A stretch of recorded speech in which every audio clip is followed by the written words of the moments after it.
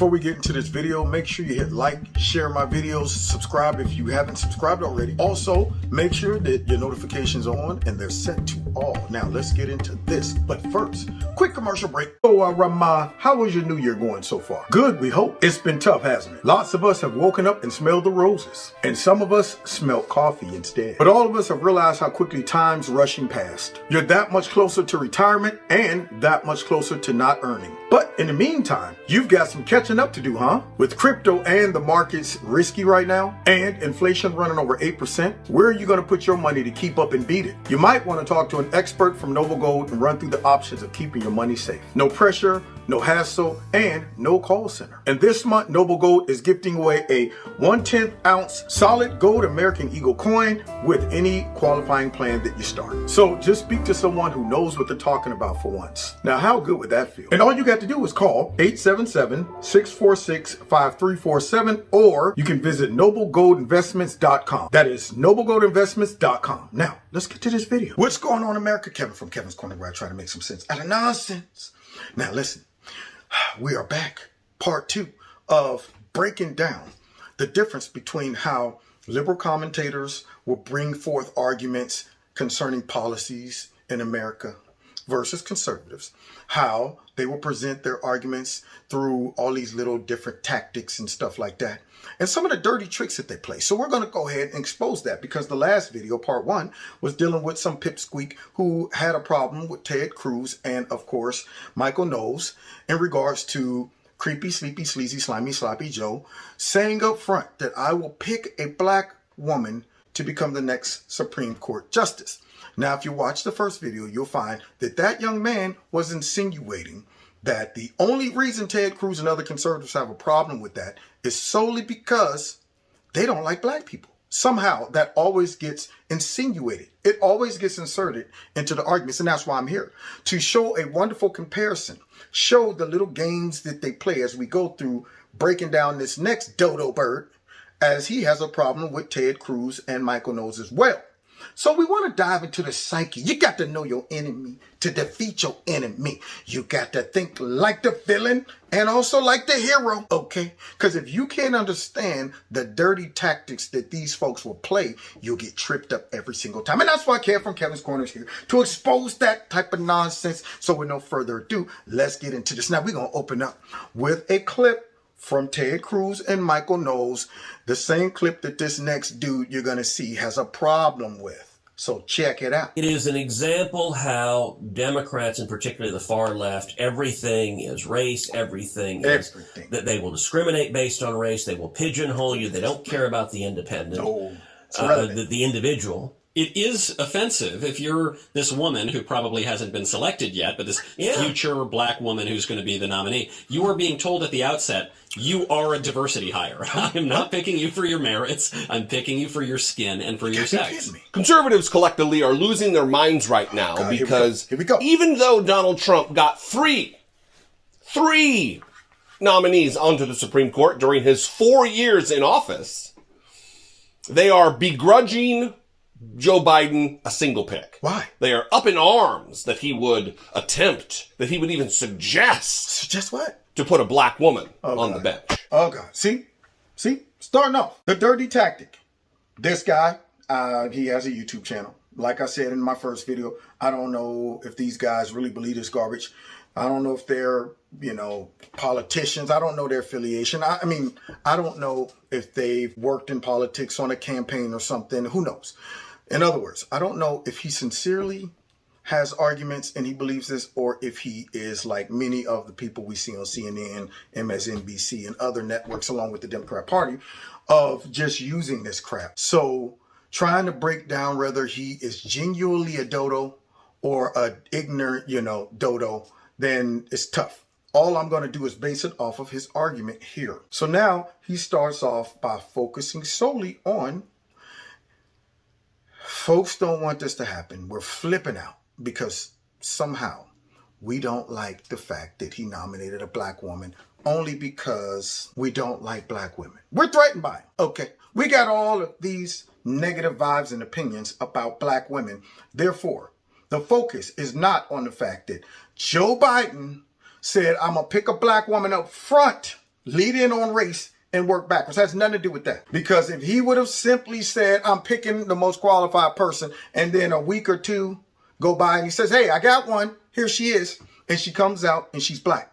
Do you think the same reaction would have happened? You think all these conservatives that he say are flipping out would have said, what? He picked a black woman? They wouldn't have done that. The only reason they're concerned is because Joe Biden, like all the Democrats, jump out there and use race and all these other elements to divide the country, to create tension, to bludgeon their opponents. And that woman is not just being picked solely because she's black either. I guarantee you they will also pick a black woman. That's two categories. And she definitely will be an activist. Because they're not going to pick somebody who will go against their self-interest. But let's hear what this guy's argument is. Ted Cruz, who is profoundly unlikable, was on his little podcast with Michael Knowles, a couple of racist trolls. Now, did you hear that? So Ted Cruz is profoundly unlikable. Says who? Unlikable in what group of people? Conservatives are okay with them. I mean, granted, they might not be overwhelmingly in love with Ted Cruz, but they don't hate him. There are some other conservatives that they probably are like, that dude, I would throw him off the bus. But Ted Cruz, with the exception of a couple slip-ups here and there, he's, favorable. Unlike creepy, sleepy, sleazy, slimy, sloppy Joe, who not only conservatives don't like this dude, moderates don't like this dude, young college students don't like this dude. They're the ones that started the F Joe Biden. Clap, clap, clap, clap, clap. Let's go, Brandon. Yeah. Even Democrats don't like this dude. Maybe this guy right here that has that Opie Cunningham look, that ginger hair dude. Maybe he needs to go and check the polls of how unpopular not only Joe Biden is, but also Kamala Harris, a black woman that was unpopular before they picked her and unqualified, but they picked her anyway. Why do you think they did that, Opie Cunningham? Because she was qualified? No, they picked her because she's black. But now this guy is saying these folks are racist. Them there are fighting words. So you need to back that up and prove it. And the title of the episode was Only Black Women Need Apply. And I'll play a couple clips from it, and we're going to talk about it. It is vile and reprehensible that these two gentlemen feel so free and emboldened to take to the airwaves and say this kind of trash. Because that's what they are. This is filth. These are human garbage people. Human garbage people, y'all. That man's throwing out all kind of words. He's slinging those hot topics all over the place. Human garbage. Now, with the exception of Democrats who maliciously use these things to destroy lives, to divide folks, to create tension, to undermine American values, to destroy the Constitution, to acquire power. Yes, they will get titles like this man just threw out. Like he's, Democrats, they're dumpster juice. Honestly, the politicians are dumpster juice. I'm not talking about the voters. And of course, liberal media, who also knows that the narratives that they push are lies, they're dumpster juice. I probably would follow the same statements and accusations concerning Democrats and the fake news.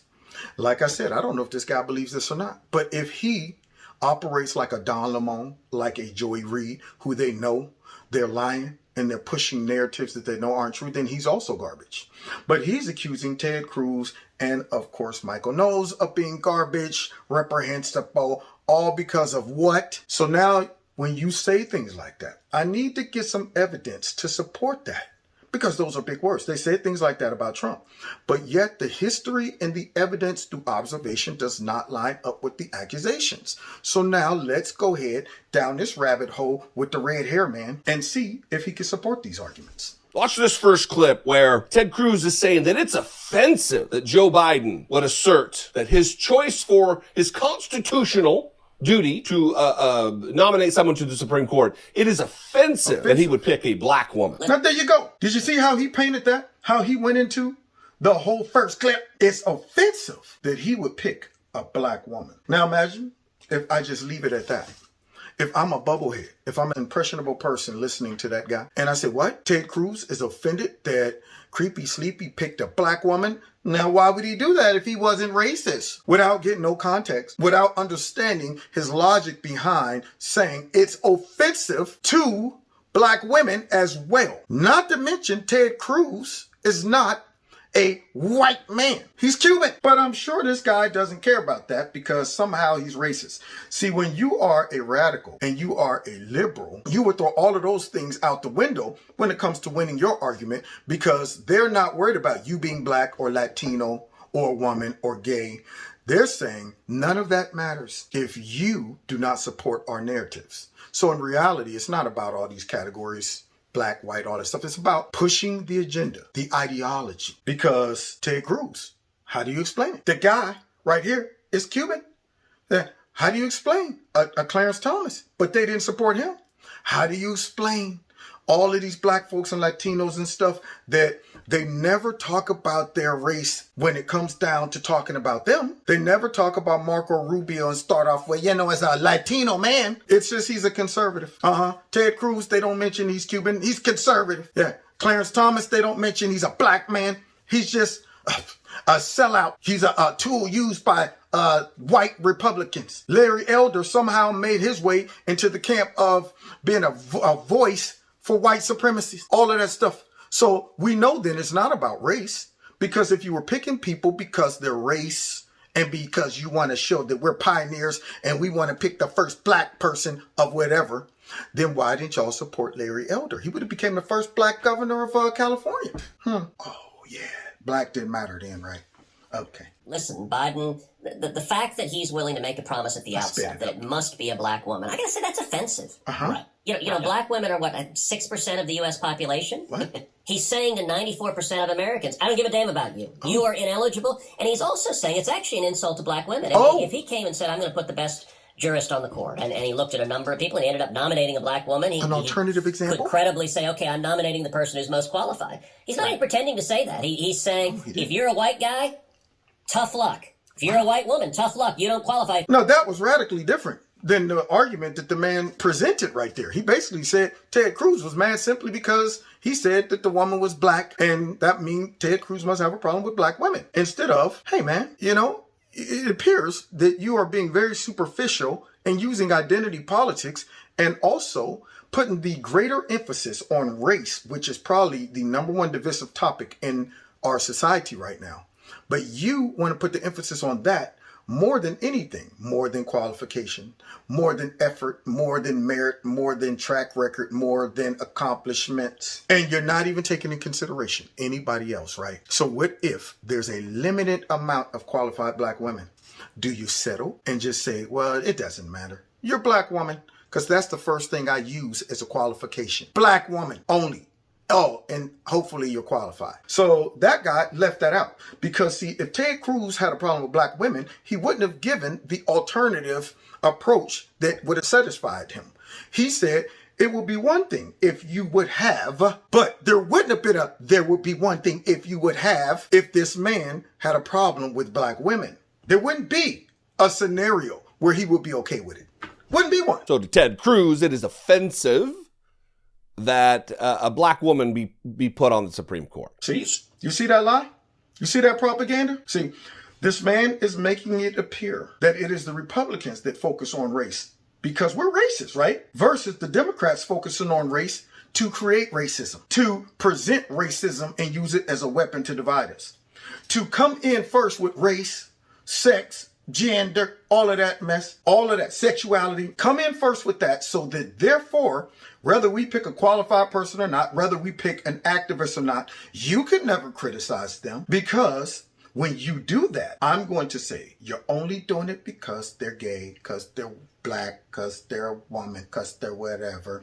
And because they play these games and we see it, we're saying, dude, what are you doing? How about you just go ahead and pick a qualified person and that person happens to be black and we'll celebrate it together. Not me though, because I know that regardless of who they pick, they're going to pick an activist. That's what I know. So it don't matter about race to me, sex or nothing.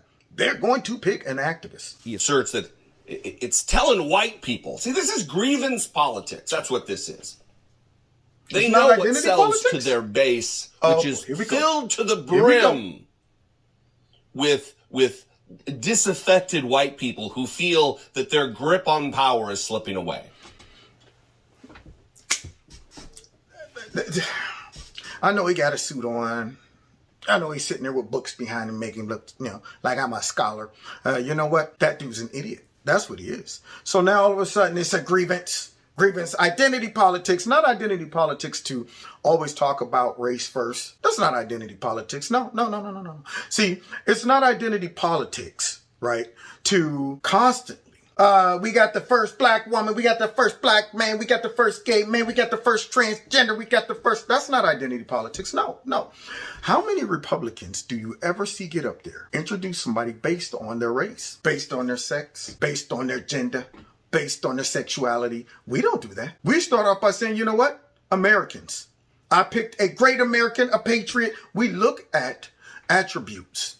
I'm talking about internal attributes, character. We look at, if you love the country, but most of all, even if we disagree, one thing I need you to agree on is that Constitution, because that protects us all. It protects us to be able to disagree with each other without seeing these Democrats do what they've been trying to do, which is if you disagree with us, you are a potential white supremacist. You are a potential domestic terrorist. So we won't tolerate that. You're inciting violence. That is the number one thing for me, whether you black, white, woman, or whatever. So when I see these Democrats supporting policies that will infringe upon those things and trying to shove certain things down our throats that the Supreme Court is blocking, you best believe these folks are going to go pick someone who will side with all of their policies, or they would not pick you. They wouldn't be celebrating you based on race, because they don't celebrate Clarence Thomas as a black man on the Supreme Court, do they? So now here's this bum up here trying to talk about this revs up our base, because he doesn't understand the mind of conservatives. We're not saying we support people based on personality. No, it's policies. We're not saying we support people and look at diversity based on the Rainbow Coalition. Look at that, guys. We're diverse. We got an Indian, we got an Eskimo, we got ourselves an Aborigine, we got ourselves a Pygmy, we got ourselves a Jew, we got ourselves a Muslim, we got ourselves a short person, a tall person, a person with... All of these things don't make you diverse. Where we look at things is saying, are you diverse and representing everybody fairly and giving them the ability to pursue life, happiness, the American dream?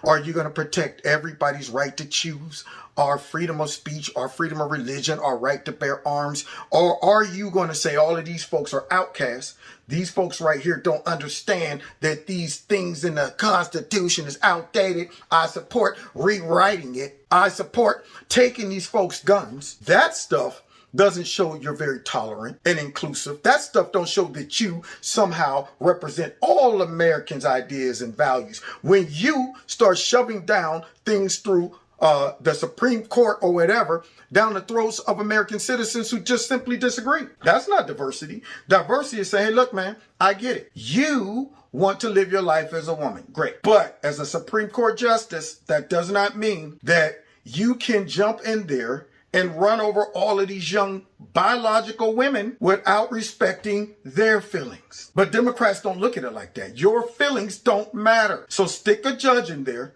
that solely emphasizes or focuses on the activist side of things. And so here's this guy, Opie Cunningham. God bless you. God bless America. Don't forget to hit that like button, share my videos, find me on Facebook, Twitter, Instagram, all those good things. And please check out Extreme Teas, my sponsor.